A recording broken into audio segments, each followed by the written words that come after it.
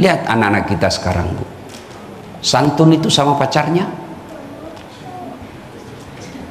Mulai di kandungan ibunya yang menderita, dilahirkan ibunya yang menderita, dibesarkan bapaknya yang cari nafkah, bertahun-tahun diurus sama ibu bapaknya. Begitu wisuda kenal sama cowok yang baru 2 bulan. Wisuda foto dia update status, baru 2 bulan kenal itu cowok. Apa statusnya? Terima kasih telah membersamaiku selama ini.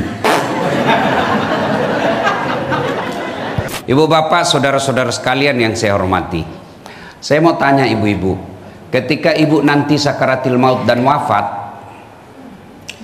masuk dalam kubur, siapa yang doakan kira-kira? Suami? Kawin lagi, Bu. Ya, jangan harap. Siapa yang doakan? Teman? Jangan harap. Coba ibu bapak semua punya grup WhatsApp kan? Ya. Coba kalau ada yang meninggal, ada yang baca doa? Enggak. Stiker dia kirim Al-Fatihah. Enggak juga itu dia baca Al-Fatihah. Si kira enggak, Pak. Iya. Anak buah senang dia kalau kita meninggal. Kenapa? Jabatan kita diambil. Nih ibu-ibu nih yang cantik-cantik, habis duit untuk memelihara pipi, bleaching, apalah segala macamnya itu. Kukunya pun dimasuk di salon. Sudah usia 60 tahun tapi masih langganan salon. Ya, boleh. Tapi kalau gara-gara itu ibu lupakan ibadah, itulah manusia yang bodoh. Nih, kita nih yang cantik, mau muda mau tua, habis duit kita melihara kecantikan dan ketampanan. Begitu masuk kubur, ini cacing yang punya bagian nih. Nih mata, habis bagian cacing. Bapak ibu mati lampu, gelap. Iya bu? Iya. Tapi gelapnya terbatas. Paling 1 jam nyala lagi. Di penjara masih bisa gerak, si luas. Tapi masuk kubur, ada pilihan. Mati lampunya, tidak pernah lagi nyala. Ruangannya ditindis batu, ditindis tanah. Menunggunya lebih lama menunggu di kubur daripada hidup di dunia. Nah, ketika ibu bapak sudah masuk ke alam kubur, apa yang bisa mendoakan kita? Siapa yang bisa mendoakan? Dialah anak kita.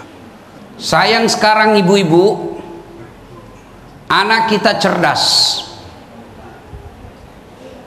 tapi sayang jarang kita dapatkan ke pengajian. Kenapa anak kita ulang tahun mampu dibawa ke Jakarta? Kita belikan hadiah jutaan. Tapi kenapa ketika pengajian seperti ini, anak cucu kita tidak mampu bawa? Percaya, bapak-bapak, ibu-ibu, ini saya lihatkan lebih banyak yang sudah muka-muka sakaratil maut. Iya kan? Kita punya anak, alhamdulillah. Ada harapan, ada yang doakan. Tapi percaya ketika agamanya tidak beres, tidak ada gunanya. Rumah ini, mewah sekali. Tapi ketika meninggal, siapa yang punya? Anak. Iya kalau anak kita soleh. Iya kalau anak kita baik agamanya. Seperti beliau, ulang tahun ibunya masih dirayakan dengan pengajian begini. Ada orang ulang tahun orang tuanya dibawa ke Singapura jalan-jalan, dibawa ke Eropa keliling-keliling. Apa yang kamu dapat? Capek, habis amal. Percaya bapak ibu, pasti kita mati. Dan siapa yang akan mendoakan? Nih generasi seperti ini. Tapi kalau dia cuma main game, demi Allah, menjadilah orang tua kita yang sia-sia. Habis waktu cari duit, siang malam kita cari duit. Sayangnya anak kita buka pintunya lagi main game. Bangun subuh kita buka masih tidur. Malam minggu pulang jam 3 dini hari, lompat pagar. Kalau begini, jangan berharap ada yang doakan di kubur. Maka ibu-ibu, pengajian seperti ini untuk ngecas khusus tema keluarga. Keluarga ini yang penting. Kenapa sekarang bangsa kita pejabatnya banyak yang korup? Salah satu sebabnya orang tua gagal mendidik anaknya. Kalau anaknya soleh dan soleha, anaknya taat agama, jadi pejabat, insya Allah jadi pejabat yang baik. Tapi sayang, seribu sayang, orang tua kita bangga kalau anaknya pandai bahasa Inggris. Apa hebatnya kalau pandai bahasa Inggris tidak tahu sholat? Saya tidak perlu pandai bahasa apapun ke luar negeri, tidak ada. Saya tahu bahasa Spanyol, tidak penting. Bahasa Belanda saya tidak penting. Kenapa? Ada sekarang terjemahan Google. Saya mau cari makanan halal. Apa hebatnya kalau pandai bahasa Inggris? Masih kecil pandai bahasa Inggris. Apa hebatnya? Banyak yang pandai bahasa Inggris. Masa si Ustaz? Bapak ibu ke Inggris, anak-anak di sana bahasa Inggris semua. Memangnya kalau anak kita pandai bahasa Jepang, dia berdoa pakai bahasa Jepang? Dia berdoa pakai bahasa Inggris? Enggak. Maka yang baik anaknya, meskipun rumahnya sederhana, tapi 5 waktu berada di masjid. Malam Jumat dia buka kamar anaknya, masih baca Yasin anaknya dalam. Harapan itu, Bu. Tapi kalau anak cucumu tidak pernah kau lihat pegang Quran, siapa yang doakan ketika sakaratul maut? Dan percaya menunggu di kubur, bukan menunggu 1 tahun, tidak balik-balik lagi. Dan pada saat itu doa anaklah yang kita harapkan. Suatu kali Nabi melewati pemakaman. Ketika melewati pemakaman, Nabi bersabda, langkahkan kakimu dengan cepat. Seluruh sahabat mempercepat langkahnya. Selesailah Nabi di situ. Balik lagi dengan rute yang sama. Ketika melewati pemakaman, sahabat ingin mempercepat langkahnya. Nabi katakan, tidak usah, santai saja, tidak usah buru-buru. Kata Nabi, ya Rasulullah, tadi pergi kami disuruh buru-buru, pulang kok tidak, ada apa ya Rasul? Nabi bersabda, andai saja kau diberi telinga seperti pendengaranku, kau betapa dengar ini orang dalam kubur disiksa dia. Saya tidak tega dan tidak tahan mendengarkan dia disiksa di alam kubur, maka aku ingin cepat-cepat pergi supaya saya tidak dengar siksaannya. Kenapa pulang tidak lagi ya Rasul? Saya dengar Allah perintahkan malaikat penjaga kubur, wahai malaikatku, hentikan siksaanmu kepada orang tua itu. Tidak mungkin orang tua itu aku siksa sementara anaknya di dunia sekarang lagi membaca basmalah, Bismillahirrahmanirrahim, dengan nama Allah Maha Pengasih Maha Penyayang. Dia sebut, anaknya sebut saya pengasih penyayang, masa orang tuanya saya siksa di kuburnya? Itu baru baca basmalah, Bu. Bagaimana anak yang hafal Quran? Bagaimana anak kita yang tiap sholat dia sujud bacakan Fatihah orang tuanya? Tapi ibu-ibu, seperti ini sudah mulai hilang. Lihat anak-anak kita sekarang, Bu. Santun itu sama pacarnya. Mulai di kandungan ibunya yang menderita, dilahirkan ibunya yang menderita, dibesarkan bapaknya yang cari nafkah, bertahun-tahun diurus sama ibu bapaknya. Begitu wisuda kenal sama cowok yang baru 2 bulan. Wisuda foto dia update status, baru 2 bulan kenal itu cowok. Apa statusnya? Terima kasih telah membersamaiku selama ini.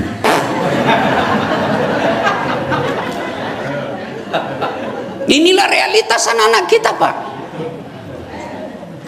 Dan kalau begitu anak kita, Bu, percaya, Bu, rugi kita punya anak. Nah sekarang bagaimana supaya punya anak yang soleh dan soleha? 1, jangan kasih makan uang haram. Jangan kasih makan uang haram. Tidak ada orang melahirkan anaknya di Indonesia mati kelaparan. Kalaupun ada, pasti itu orang tidak bersosialisasi. Mungkin tinggal di rumahnya tidak keluar-keluar. Di sini keluarga besar ini ada mati kelaparan cucunya. Ada? Tidak ada, Bu. Tidak mungkin Allah yang maha pengasih, maha penyayang mengeluarkan manusia dari perut ibunya tanpa setelah disertai dengan rezekinya. Sayang kita orang tua, Pak, terlalu risau perutnya anak. Tidak usah risau perut anak, itu Allah yang sudah jamin. Ibu masih kecil kan, kita masa kecil ada lagu itu, cicak-cicak di dinding. Apa dimakan cicak, Dek? Nyamuk. Masuk akal enggak? Enggak masuk akal toh. Cicak cuma di dinding, nyamuk terbang. Gimana ketemunya? Enggak punya bandara. Iya toh? Kapal terbang, kita bisa ketemu di bandara. Tapi ini nyamuk, cicak enggak ada bandaranya. Kok bisa ketemu? Allah yang ngatur rezekinya itu cicak. Cicak-cicak di dinding, diam-diam merayap. Datang seekor nyamuk. Nyamuk yang datang. Tidak dibilang cicak lompat ke nyamuk. Iya kan? Maka Bapak Ibu, pengajian ini pulang jangan cemaskan perutnya anakmu, cemaskan agamanya. Maka ibu-ibu sayang kita berhasil digoda setan. Jangan cemaskan isi perut anak kita. Jangan cemaskan otaknya anak kita, cemaskan akhlaknya. Lihat anak-anak kita sekarang, Bu. Zaman dulu saya kecil, kita masih tahu tabek-tabek kalau orang Sulawesi. Lewat depan orang tua tabek-tabek. Hah? Anak-anak sekarang mau diinjak-injak itu bapaknya kalau dia lewat. Zaman saya kecil mau makan tidak bisa kita makan kalau orang tua belum makan, meskipun sudah lapar. Apa kata mak kita? Tidak boleh kau kasih bekas-bekas tanganmu bapakmu. Dulu. Sekarang, Bu, dia makan tinggal matanya disimpankan bapaknya. Makanya anak-anak kita sekarang cerdas tapi tidak mau mendengar. Untuk apa dia cerdas kalau dia lawan kita, Bu? Untuk apa dia cerdas kalau tidak mau mendengar? Maka tip pertama, jangan kasih makan uang haram anak kita. Maka istri yang baik, begitu datang suaminya bawa duit, pertanyaan pertama, bang halal tidak nih? Apalagi kalau suamimu penegak hukum, hati-hati.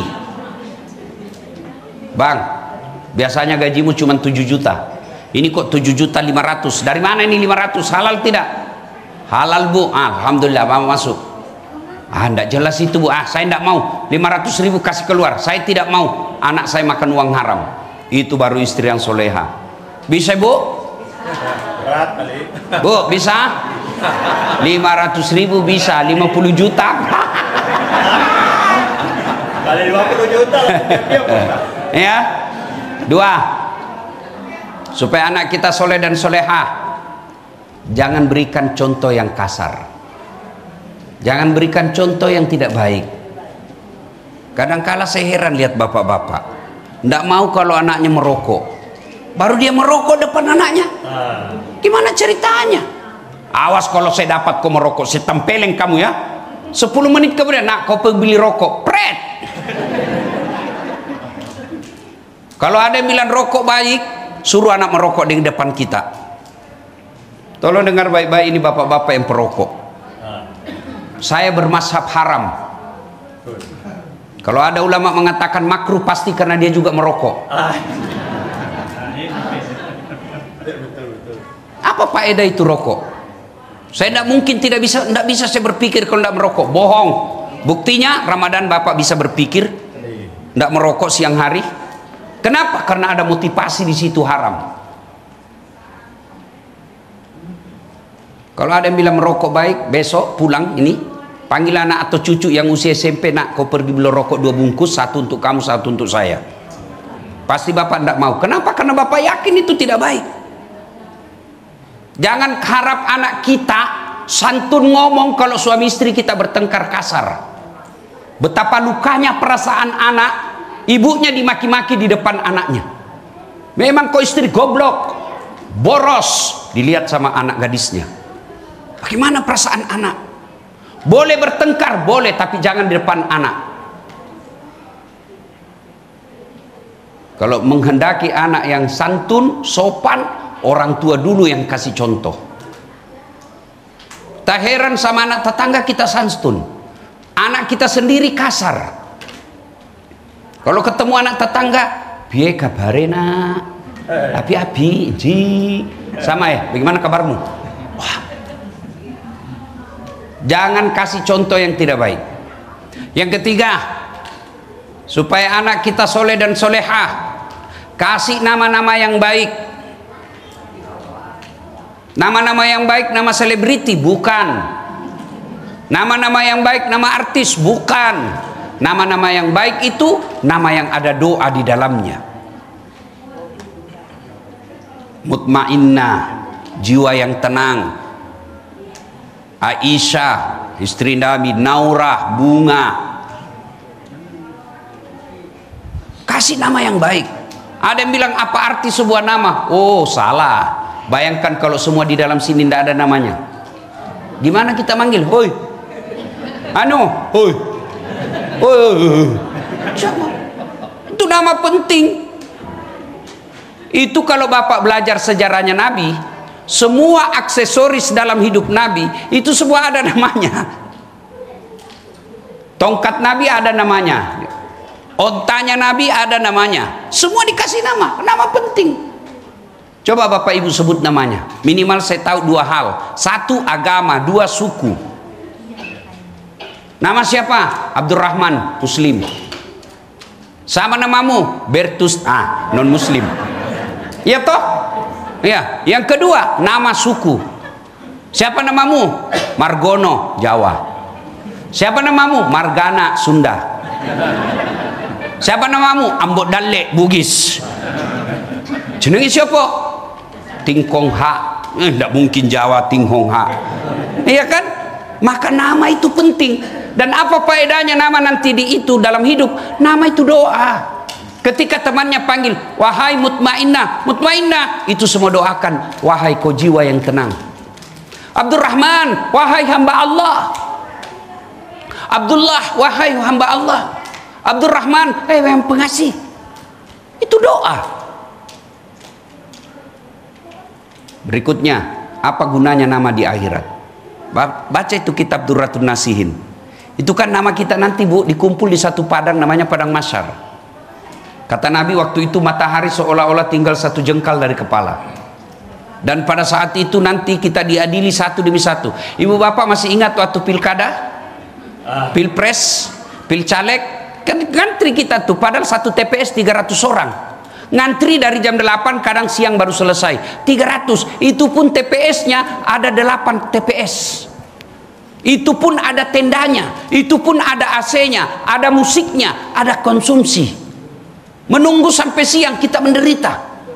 Gimana di padang mahsyar kelak? Dari Adam sampai kiamat, berapa triliun manusia?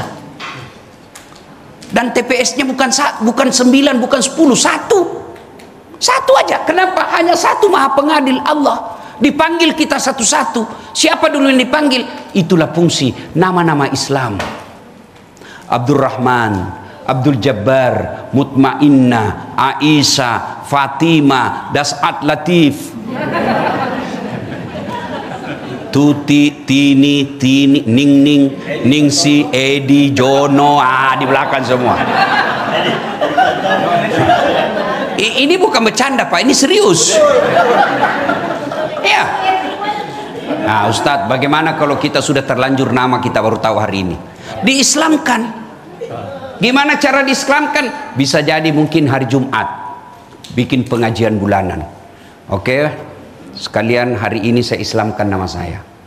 Nama saya tadinya Joni.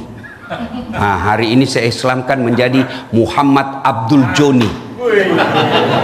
Boleh Pak. Masih ingat Pak Harto? Masih ingat Pak Harto? Waktu belum haji kan namanya di media, bapak-bapak kan itu TVRI, penganut TVRI kita ini kan, ya kan? Iya betul. Penganut medsos kita Facebook. Kalau usia-usia seperti saya ini kan Facebook. Kalau yang begini-begini TikTok, ya kan? Nah, itu waktu Pak Harto di TVRI sebelum haji, selalu ke Presiden Soeharto. Setelah Islam, setelah dia haji balik, diislamkan namanya oleh Raja Fat waktu itu, ditambah menjadi Muhammad Soeharto. Ibu Tin ditambah Siti Hartini. Itu nama penting. Kalau tidak ibu bapak dia tidak diislamkan, menunggu bapak nanti sampai kering. Maka islamkan. Nama penting. Nah, yang berikutnya, supaya anak kita soleh dan soleha, ibu punya peran memperhatikan medsosnya. Zaman saya, Bu, belum ada medsos. Orang tua saya sangat hati-hati lihat pergaulan saya. Ibu kasih anak kita masih belasan tahun sudah dikasih handphone, smartphone.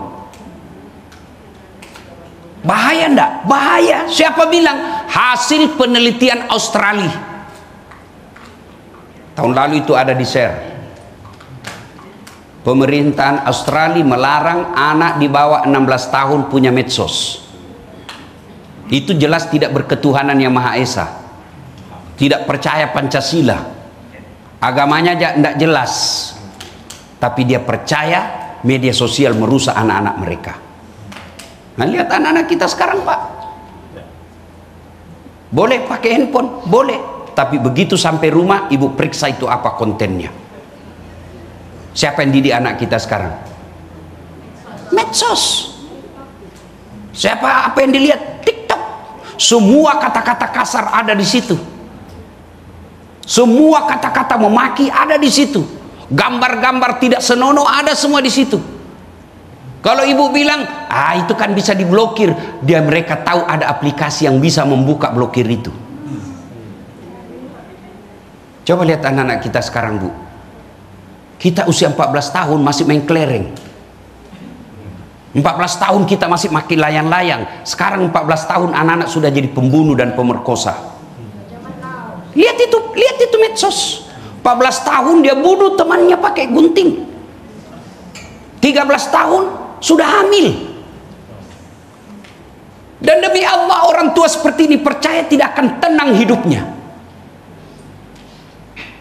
Anak ini penting. Maka pengajian seperti ini mestinya anak kita dibawa dengar dakwah.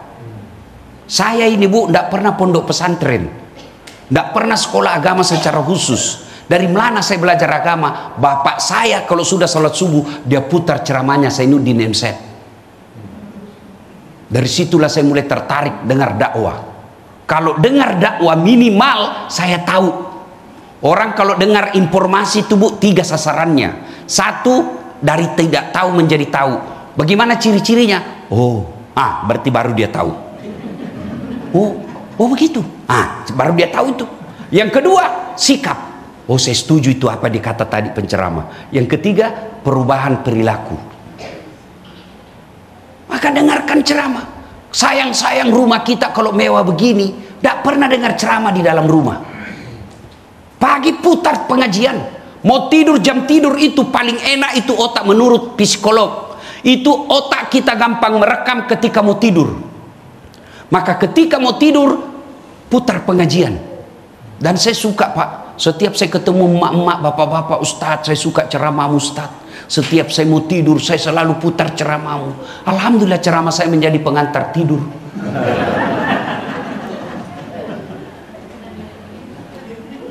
Coba lihat anak-anak kita sekarang, Bu. Renungkan baik-baik, masukkan dalam hati, renungkan hati kita. Di mana dia belajar agama? Ibu tidak sekolahkan sekolah agama.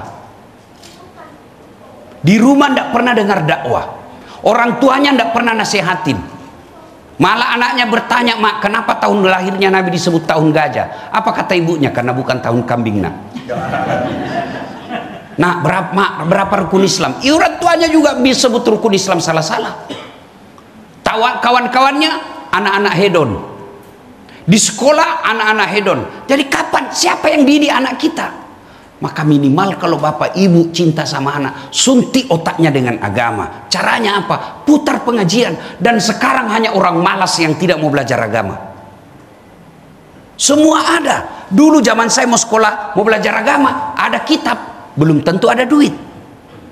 Ada duit, belum tentu ada kitab. Ada kitab, ada duit. Bahasanya pun bahasa Arab yang kita tidak mengerti.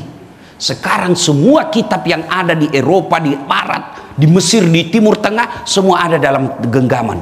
Tapi sayang, anak-anak kita yang ada isi handphonenya bukanlah pendidikan agama yang memperbaiki moralnya, tapi apa? Tayangan-tayangan yang merusak moralnya. Dan ibu sebagai pengetahuan, itu generasi TikTok kasar kalau memaki. Coba lihat kalau di Facebook, kalau ada protes, itu masih sopan santun tuh protesnya. Iya kan? Tapi coba TikTok, kasar pak. Itulah generasi kita. Siapa yang salah? Orang tua. Ayo didik anak kita. Demi Allah, anak yang akan mendoakan ketika kita wafat. Tapi sayang, seribu sayang, ketika anak kita lihat ketika dia pergi ziarah kubur ke neneknya hari lebaran, dia doa tidak, update status OTW ziarah kubur. Sampai di kubur dia tidak doakan itu, dia foto lagi, goodbye grandmother. Dan kalau itu kita biarkan, maka itulah gambaran masa depan kita di kubur kelak. Ibu mau tahu masa depan ibu di kubur, bapak-bapak? Lihat anaknya sekarang. Apa tidak bangga ibu ketika anak kita senja, 4 anaknya mereka musyawarah. Ayo, anak pertama bilang, bulan ini saya ngurus emak. Kata adiknya, saya aja dulu bang. Enggak, kamu bulan berikutnya. Apa tidak masalah ketika kita tua, anak kita menganggap kita ini beban? Apa tidak bangga ibu ketika kita sudah tua, anak-anak kita berebut untuk antar pergi umroh? Kita pensiun, mereka anak-anak kita tidak kaya, tapi apa kata anak-anaknya? Setiap satu anak 500.000 tiap bulan untuk orang tua kita. 5 anaknya 2.500.000 dari anaknya, itu berkah. Ketika kita sudah masuk di kubur, anak bikinkan kita masjid atas nama ibunya. Ketika kita sudah wafat, anak bikinkan masjid untuk bapaknya. Setiap 5 waktu di masjid itu dikirimkan Fatihah untuk orang tuanya. Apa kita tidak berharap begitu? Demi Allah, kejayaan di dunia ini pasti ditinggal. Renungan buat kita yang sudah usia 60 tahun ke atas. Jangan lagi berpikir saya masih 5 tahun, masih 10 tahun. Itu bisikan setan. Sekarang yang 60, bapak masih yakin dikasih 20 tahun? Sudah hebat sekali. Lama itu 20 tahun. Tidak, 4 kali aja pilpres.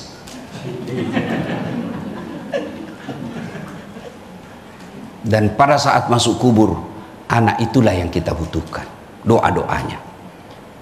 Nah, Ustadz, bagaimana kita yang tidak punya anak? Bagaimana kita yang sudah terlanjur anak kita susah dinasehati? Wala tai'asu mir rauhillah. Jangan berputus asa. Saya mau punya anak penghafal Quran, Ustadz. Anak kita mau penghafal Quran sudah 40 tahun umurnya, susah. Gimana caranya? Biayai anak hafal Quran di pesantren, sama hukumnya anak kandung.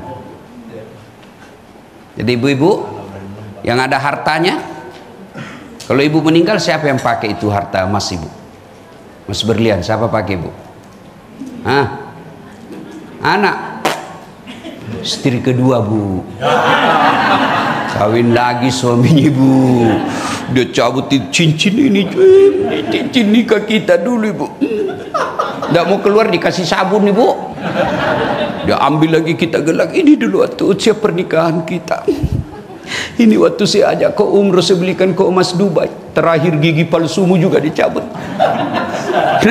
Dibungkuslah dia, sapu tangan yang terindah, simpan di laci. Sayang, jangan cepat kau tinggalkan aku. 3 bulan kemudian dia pergi reuni teman SMA-nya. Ketemu temannya, cinta lama bersemi kembali. Temannya sudah janda. Dia ambillah itu emas-emas yang sudah dia bungkus, dia ambil dengan senang hati, dia bawa ke janda. Dek, ini emas sudah mati yang punya. Dia tidak bilang lagi wafat, dia bilang lagi kau mati. Ini sudah mati yang punya, pakai saja. Daripada itu emas berlian, dia pakai istri kedua, mending ibu kirim ke panti asuhan. Kirim ke anak yatim piatu hafal Quran. Dia jadi ulama.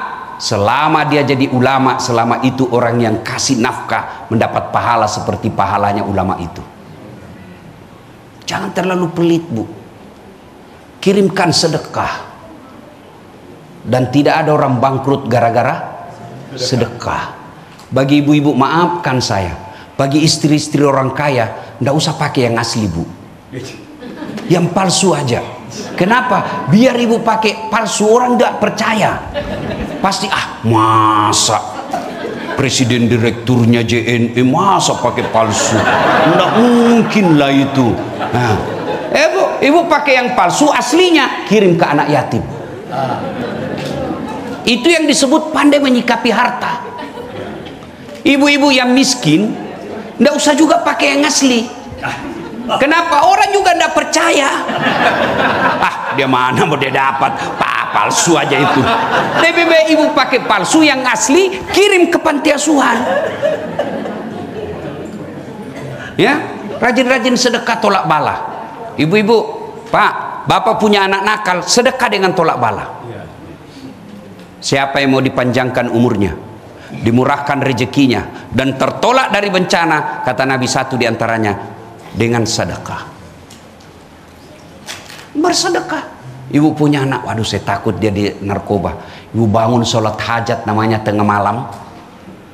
Sudah itu ibu niat, ya Allah, ada duit saya ini nih, 20 juta. Saya tolak bala agar anak saya tidak kena narkoba. Itu namanya tolak bala. Begitu juga suami ibu, kalau dia mulai macam-macam, tolak bala dengan sedekah. Nggak usah kau periksa HP-nya. Untuk apa periksa HP? HP-nya kau periksa, dia kasih kau HP. Satu dia kasih, dua masih ada di mobil. Kenapa kau tahu, Ustadz? Saya pelakunya. Itu apa?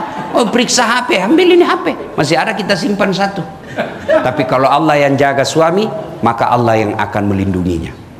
Caranya apa? Sedekah. Jangan terlalu pelit, Bu. Jangan bilang, suami saya sudah sedekah. Apalagi kalau suaminya sedekah sembunyi-sembunyi, karena takut sama istrinya.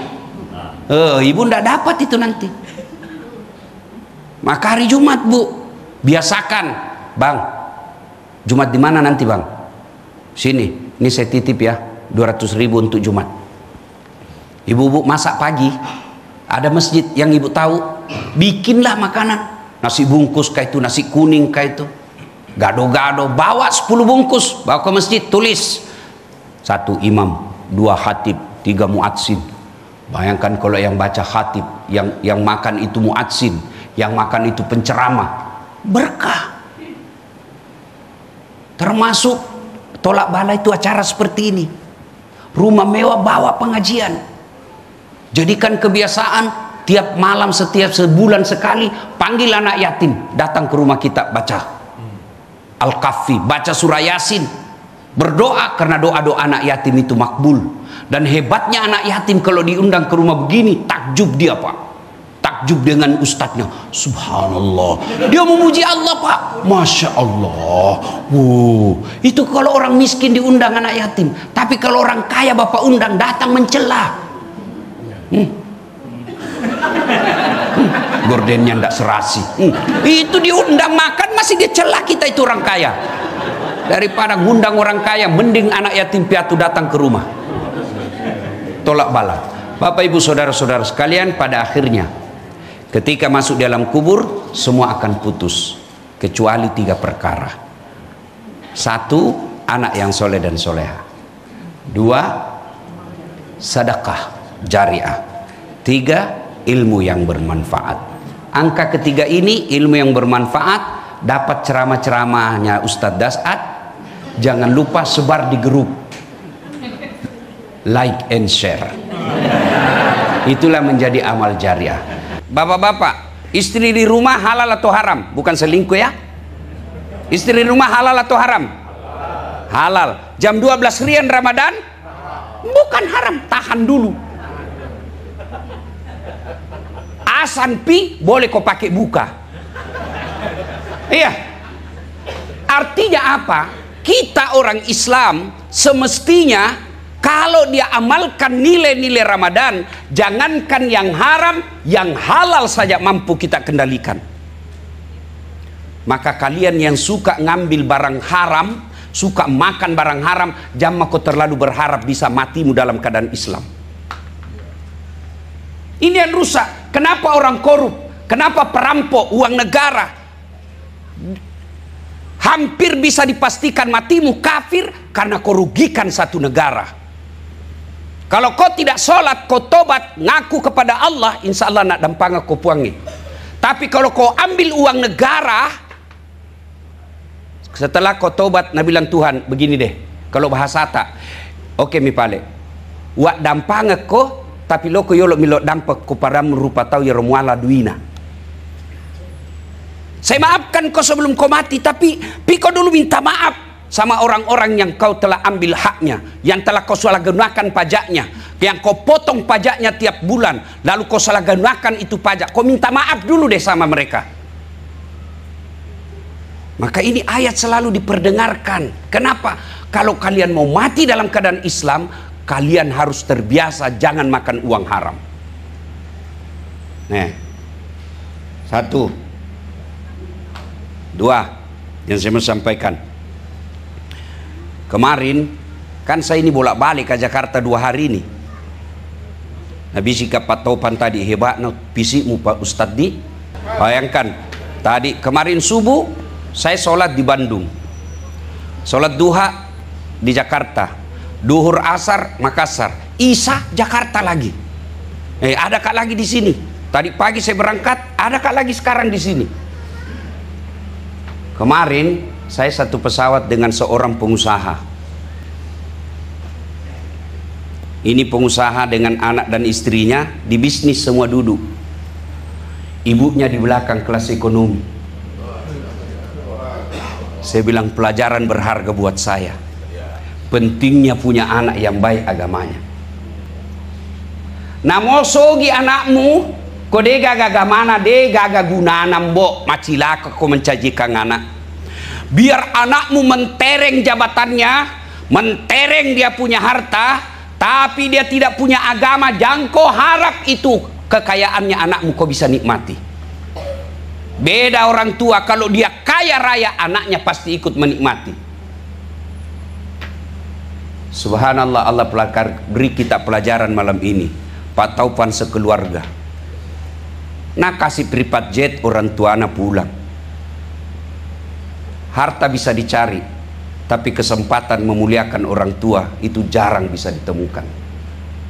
Seorang pengusaha di Balikpapan sangat kaya, saya tanya, dia bilang begini sama saya, Ustadz, andai saja boleh disuruh pilih, seluruh hartaku ini nak ambil Allah, yang penting bisa karena kasih ketemu saja ibuku yang sudah meninggal, biar 1 jam.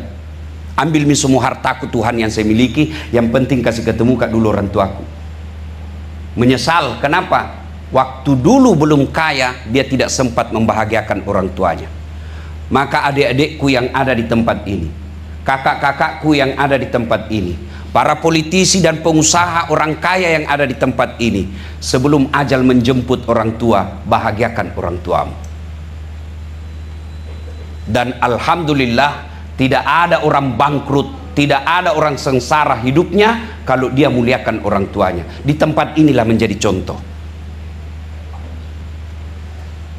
Lihat Pak Topan, tidak ada sekolah, tapi beliau katakan tahu, tidak mengaku di sarjana di jasana. Iya toh, jangan aku bawa isu-isu politik, bukan isu politik ini. Iya toh. Tapi alhamdulillah, Allah kasih rezeki yang semua kita menginginkannya. Dan salah satu resepnya itu, saya yakin karena memuliakan orang tua. Maka adik-adikku sekalian, anaknya Pak Taufan, muliakan orang tua. Tidak ada kemuliaan kau dapat di sisi Allah kalau kau sengsarakan orang tuamu.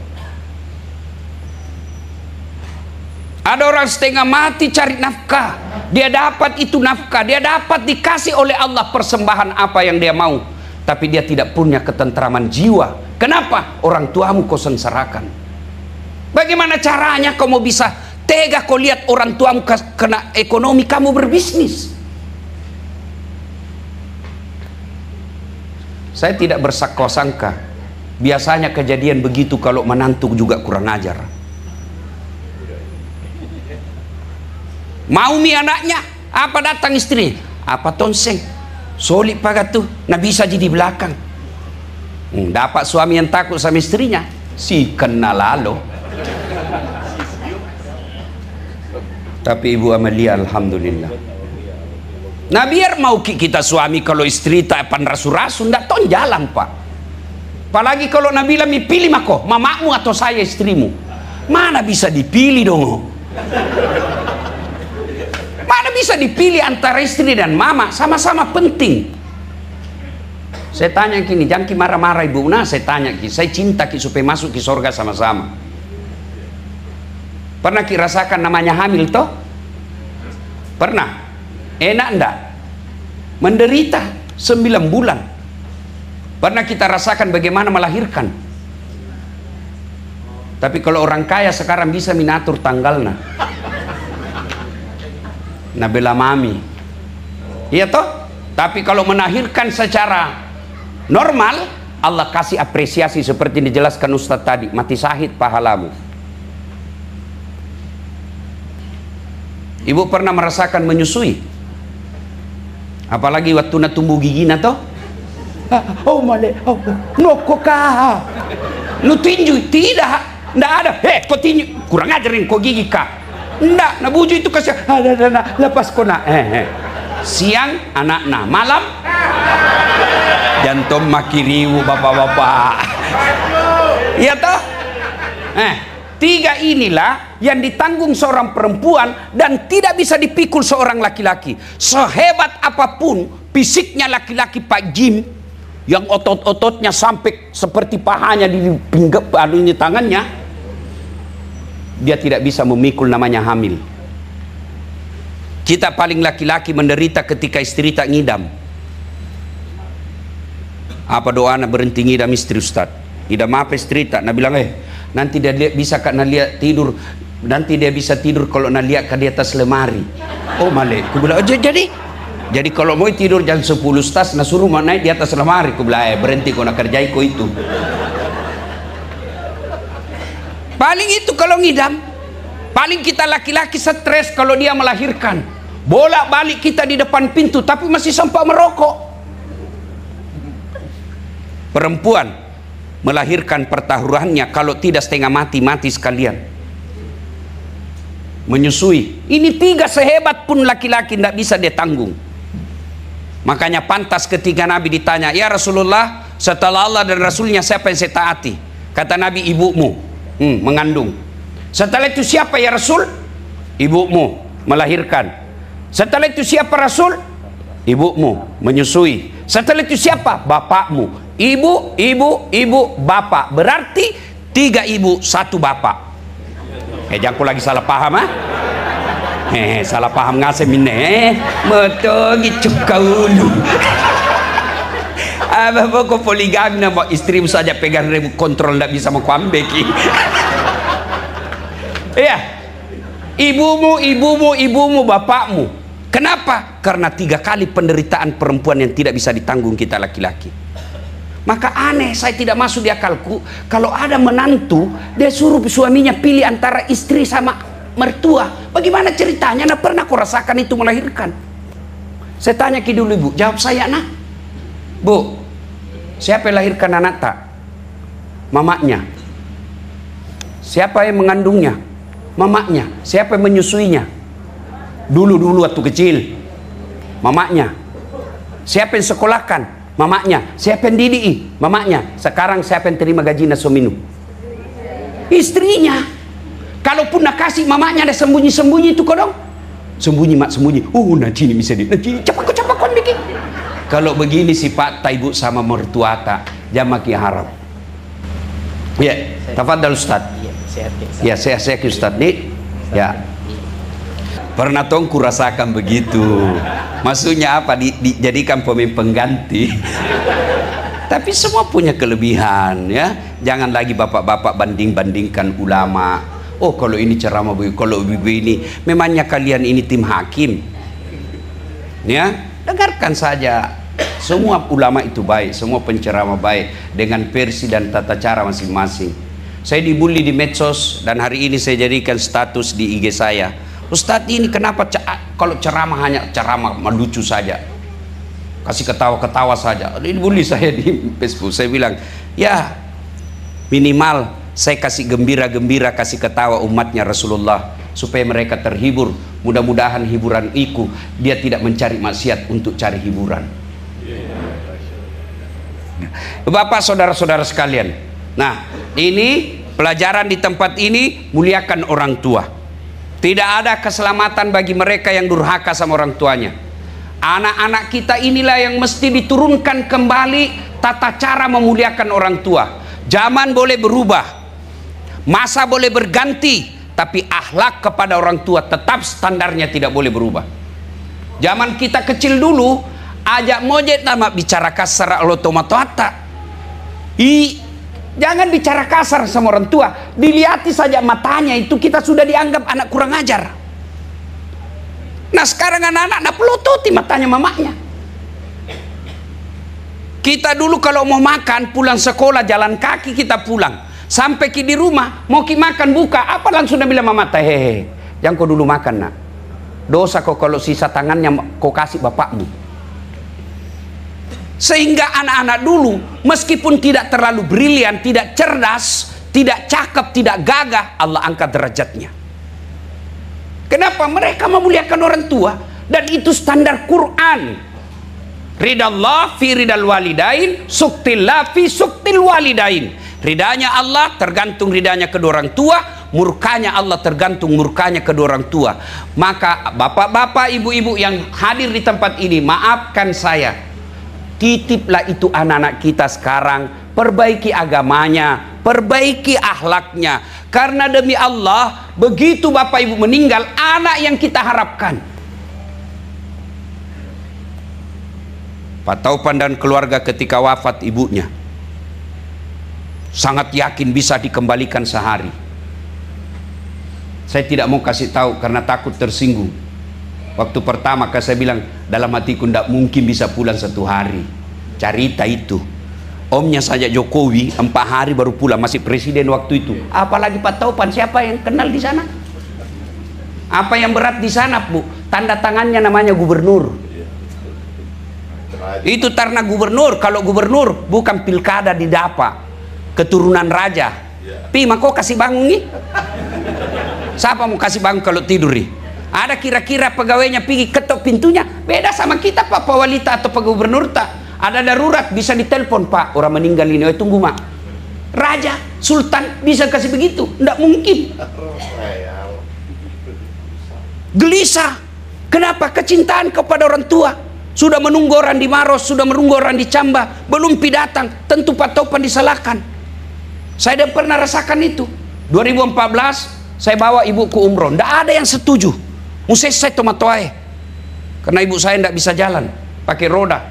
Sampai di Mekah, takdir Allah sakit, terpaksa masuk rumah sakit. Apa yang saya pikir? Saya lah yang disalahkan semua saudaraku ini. Tidak ada orang mau menyengsarakan orang tuanya. Kalau mau ke Baitullah, tentu niatnya mau baik, tapi Allah takdirkan beda. Tapi Allah sudah catat kebaikan untuk memulangkan dengan segala upaya, pasti jadi amal. Maka adik-adik sekalian, kalau mau baik hidup, ini adik-adik yang lagi sengsara cari nafkah, lagi sengsara mencari jodoh, lagi sengsara membahagiakan keluarganya, lagi sengsara mencari kerja, jangan mau kau putus asa. Muliakan saja orang tuamu, biar Allah yang urus duniamu. Perlakukan ibu bapakmu sebagai raja, Allah yang akan memperlakukanmu sebagai raja. Itu status di medsos, bukan hadis.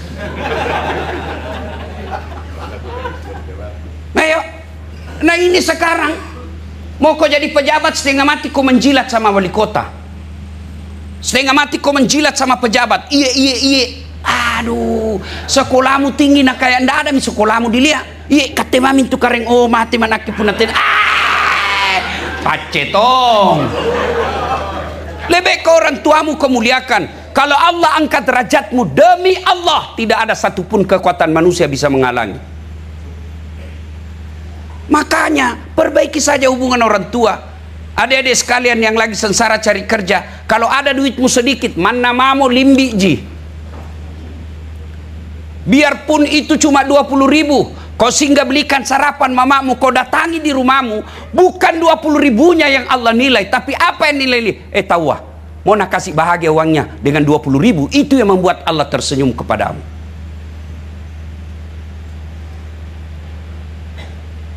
Seangkatan saya di kampung dan teman-teman kuliah kadang bergosip, apa itu dilakukan Ustadz, cepat sekali pergerakannya. Korone melihat saya sama-sama anak mahasiswa SMA, dilihat bagaimana susahku dulu jalan harimau. Jalan kaki saya Pak pergi jalan itu, jalan Cakalang, SMA 4. Naik sepeda BMX saya dari jalan harimau pergi cuci-cuci. Jalan Antang, Kompleks Sidi. Cuci pakaiannya sepupuku. Saya cuci kalau pagi hari, naik sepeda tuh. Jadi orang yang baru sepeda sekarang beru Pak kok. Mencuci pagi, tunggu siang selesai kering, sore disetrika, sudah itu pergi lagi naik sepeda ke Jalan Beringin. Ada sepupuku di situ pegawai PU, saya ajar lagi ngaji anaknya. Cepat pergerakan, orang bilang lihat. Apa rahasianya? Saya tidak cerdas, tapi saya muliakan orang tua saya. Untuk apa sekolah tinggi-tinggi kalau orang tuamu kau tidak muliakan? Untuk apa harta berlimpah kalau orang tuamu tidak nikmati? Umar bin Khattab pernah bertanya, ya Rasulullah, saya tahu Allah tidak mungkin saya bisa lihat di muka bumi ini. Saya tahu tidak mungkin saya bisa nampak wajahnya Allah di muka bumi ini. Tapi bagaimana supaya Allah tersenyum kepadaku? Kata Nabi, buat ibu bapakmu tersenyum, maka Allah pasti tersenyum kepadamu. Kepada dindaku anggota dewan dan saudara-saudaranya, kalau kau mau bahagia, kalau kau mau dapat karir politik yang baik, jangan kau jauh-jauh, muliakan orang tuamu. Kalau Allah yang mengangkat derajat manusia, tidak ada satupun kekuatan manusia yang bisa menghalangi. Inilah yang kekurangan anak-anak kita sekarang. Maca tuh anak-anak makukue Pak, maca. Saya saja mau WhatsApp, itu kupegang di 2 tangan, membalas WhatsApp masih salah ketik. Nah ini anak-anak kah? Nah bilang genset. Mana nek sepeda motori bisa na jawab itu WhatsApp. Hebat nih itu anak-anak sekarang, cerdas-cerdas tuh anak-anak kita sekarang Pak. Satu aja kurangnya, kurang ngajar. Makanya kalau ada anak salah didik, kalau boleh dipersentasikan, kalau boleh diangkakan, bapaknya salahnya 3, mamanya 7. Kenapa bisa Ustadz? Karena kita laki-laki lebih banyak keluar. Dan hebatnya Allah muliakan perempuan. Itu perempuan kalau suaminya maksiat, itu istri tidak tanggung dosanya suami. Beda kita laki-laki, ditanggungi dosa tak ibu. Mana penceramah seperti Dasat Latif, istrinya apa gosip, istrinya ndak sambayang, istrinya ndak pakai jilbab, dicari nanti suaminya. Mana ini suaminya? Ndak baik namamu sifatnya belum ijab kabul. Waktu na belum menikah baiknya ini sama orang tuanya. Kenapa bisa ini anak begini setelah kau jadi suaminya? Maka ibu-ibu lebih anak kita jaga. Saya ingat sekali orang tuaku dulu. Saya ingat sekali dulu orang tuaku, mamaku. Apa nak bilang? Dek gaga warang parana lakiku. Ndak ada hartanya suamiku. Anakku Tomiku jaga. Mudah-mudahan ini anakku kasih bahagia Kak. Alhamdulillah banyak orang kaya di kampungku. Tapi sepertinya hanya saya yang antar jemput mamaku helikopter. Saya mau tunjukkan, kalau anakmu kau kurus dengan agama, insya Allah dia nak pakai siriku. Tapi kau politiknya saja nak urus, ndak tahu agama, nak pakai siriku nanti. Maka tak sia kali ini pelajaran berharga. Ayo muliakan orang tua. Bagaimana kalau meninggal mi Ustaz? Labet nih tomatoai sudah meninggal, tidak sempat kita tobat. Wala tai'asu min rauhillah. Jakmu peturenu. 1, doakan. Orang yang sudah meninggal tidak banyak doanya, tidak panjang. 4 saja kita minta, dan boleh bahasa Arab, boleh juga bahasa Indonesia. Menjadi Islam tidak berarti harus berbahasa Arab. Menjadi Islam tidak harus anak saya menjadi ana, kamu menjadi antum, maaf jadi afwan. Enggak, boleh berdoa pakai bahasa Indonesia. Daripada ibu bahasa Arab tidak tahu artinya, nanti bingungi malaikat. Nah bilang apa maksudnya ibu ini? Mau doakan makna ternyata doa nama baca doa makan. Itu apa doa aja orang meninggal? Ya Allah ampuni dosa mamaku. Dua, terima amalnya.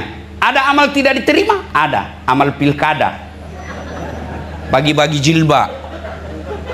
Nabi bilang, nanti ya Allah, ada jilbabku 30.000 ku sebar. Nabi bilang, malaikat balik-balik ini Tuhan, mau jadi coblos mana kana bagi. Nah, itu ada amal begitu, ada. Maka kalau ada seperti itu kita doakan, terima amalnya kamasih, terima amalnya ya Allah.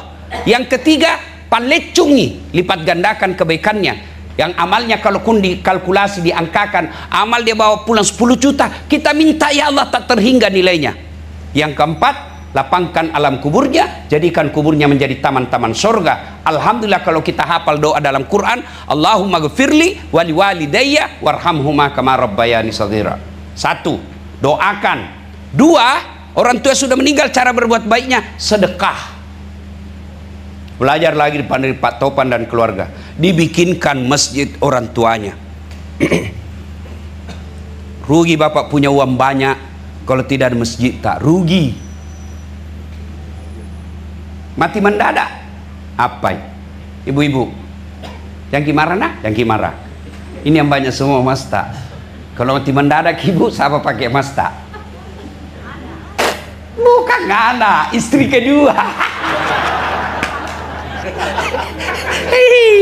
Banyak kuliah begitu. Nah komplain ke Mamat Nece. Jadi kalau dulu nggak meninggal, kau juga mau kawin lagi? Saya bilang, jangan kau meninggal, masih hidup kau saja. Nah saya berpikir kawin lagi.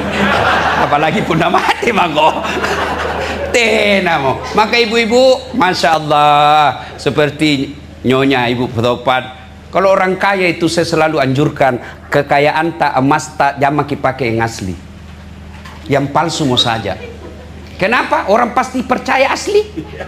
Masa tahu istrinya Pak Topan palsu? Nggak mungkin deh. Pakai maki yang palsu, yang asli bawa ke masjid. Itu namanya pandai menyikapi harta. Kita tonsa yang miskin jam toma kosteja, setel jago. Pakai mako yang palsu, biar asli ndak percaya orang. Nah sami buto, iya toh. Saya pakai saja hikayat palsu. Kenapa ndak percaya orang? Di mana tonsen dapat itu? Anu na pinjanji itu. Lebih baik palsu dipakai, yang asli bawa bangun masjid. Saya tidak bisa bangun satu masjid. Allah tahu kamu tidak mampu. Tegel saja. Tegel itu selama dipakai beribadah, meskipun tulang belulangmu sudah hancur semua, ibadahmu masih ada kirimanmu. Sedekah. Bapak-bapak, apalagi yang sudah muka-muka usia-usia sakaratil maut. Mana ini baru kuliah lagi dulu.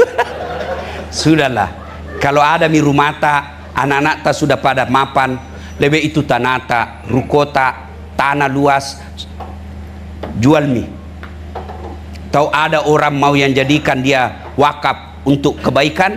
Dah saat ku dengar mau bikin sekolah, ndak ada pitana ku dapat. Iya, sini beli mie palik seadanya, karena supaya datang ku pakai-pakai. Kita bagi-bagi amalnya. Itu yang disebut pandai menyikapi harta. Dan hebatnya ini Tuhan, tidak ada orang bangkrut gara-gara sedekah. Cari maki bu, cari maki bede. Andi Sosek kita kenal. Nggak pernah itu kita dengar kena fitnah. Salah satu sebabnya rajin sedekah. Maka sebelum ajal menjemput, bersedekahlah. Nah, bagi orang tuanya sudah meninggal, sedekah. Saya mau orang tuaku dikubur, terang kuburnya, bayarkan listrik na masjid. Niatkan saya supaya terang kuburnya orang tuaku. Saya mau dingin kuburnya orang tuaku, bawakan AC ke masjid. AC-nya saya yang tanggung, orang tuaku. Mudah-mudahan Allah kasih. Ibu bapak, ada yang biasa tidak percaya sedekah itu melapangkan alam kubur. Mau ki bukti bu? Mau ki bukti? Meninggal maki ku sedekah iki. Kada tong itu biasa na bila deh cari tanah jenjos tas kucini tompi na kucini ki eja pina doang tenan eja mutung ko. Ya, sedekah. Yang ketiga, cara berbuat baik kepada orang tua sudah meninggal adalah mengunjungi karib kerabatnya. Jadi misalnya masih ada tante Eta di Camba, masih ada temannya Aji, selalu dia temani berjamaah. selalu ditemani ku pengajian, temannya masa kecilnya, datangi, kasih. Itu baju-bajunya almarhumah, daripada tinggal saja, okelah simpan 1-2 untuk sebagai kenangan, yang lain kasih orang.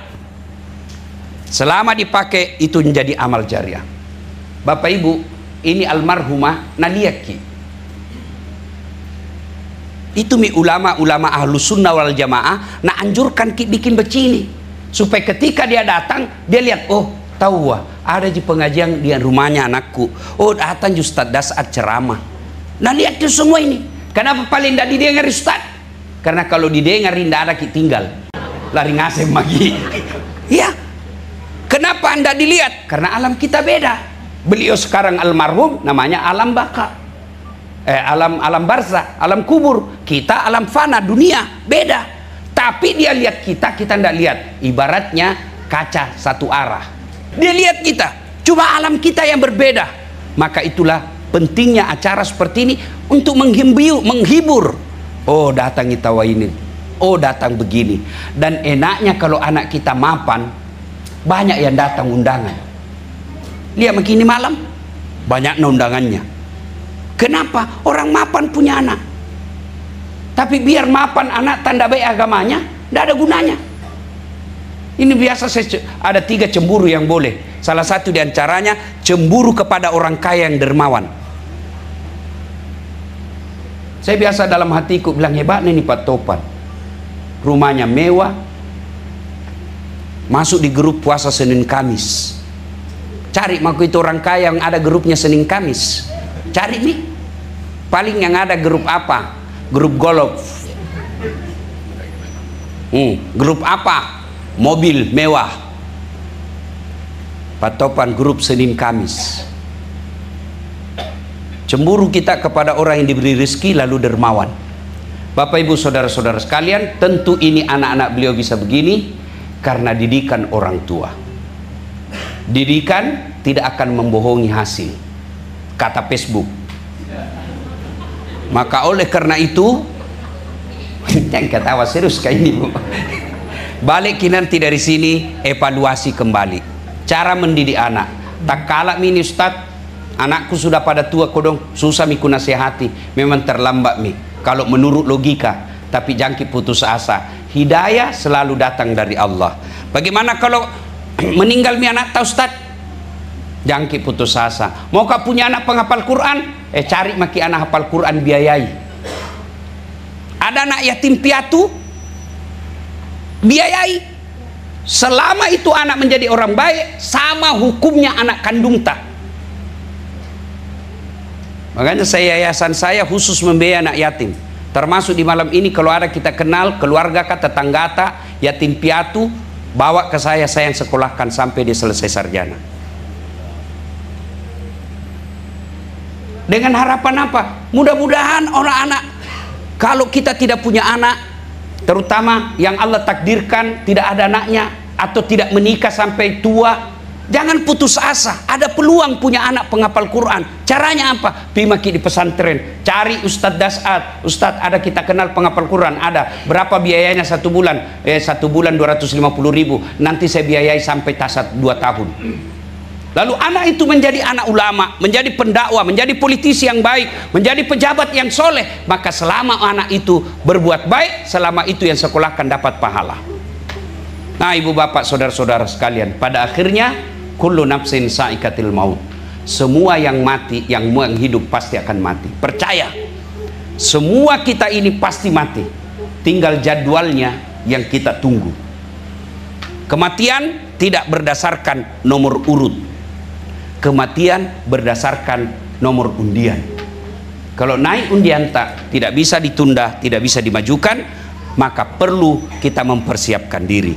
Sebaik-baik persiapan diantaranya adalah iman dan takwa. Dan kalau kita punya anak, didik anak kita, mudah-mudahan anak ini akan menjadi permata dunia dan akhirat. Dan ketika kita sudah di alam kubur, anak inilah yang akan mentransfer setiap saat pahala-pahala kebaikan kepada kita di alam kubur. Demikian, mudah-mudahan ada manfaat. Lebih dan kurangnya mohon dimaafkan. Usikum wa nafsi bitaqwallah, fastabiqul khairat. Assalamualaikum warahmatullahi wabarakatuh.